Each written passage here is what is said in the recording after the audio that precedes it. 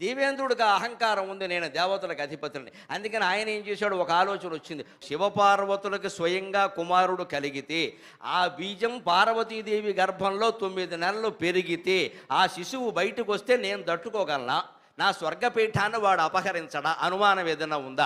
అందుకని ఈవిడ గర్భం ధరించకుండా చెయ్యాలి. పాపమైనా సరే పుణ్యమైనా సరే. దేవతలను తీసుకుని వెళ్ళి వీళ్ళు ఏకాంతంగా గడుపుతున్న మందిరం దగ్గరికి వెళ్ళి బయట కూర్చుని డమడమ డమడమ డమడమ పతనాదాలు, రక్షించండి రక్షించండి రక్షించండి, శంభో శంకర శంభో శంకర, పాహిమాం పాహిమాం పాహిమాం అని అరిచాడు. పరమేశ్వరుడు భక్తత్రాణపరాయణుడు. ఆయనకి సొంత భోగాల కంటే భక్తుల్ని కాపాడటమే చాలా ముఖ్యం. వెంటనే ఏం ఆలోచించకుండా పార్వతిని విడిచి బయటకు వచ్చేసాడు. అమ్మవారి కోరిక నెరవేరలేదమ్మా, లెక్కే బయటకు వచ్చేసాడు. వెంటనే వెళ్ళిపోయాడు. వాళ్ళు ఏమన్నారు, గజాసురుడు విజృంభించాడండి, వాడు ఆత్మలింగాన్ని మనస్సులో హృదయంలో పెట్టేసుకున్నాడు, వాడిని ఏదో రకంగా సంహరించకపోతే లోకాలు తలలెళ్ళిపోతున్నాయి.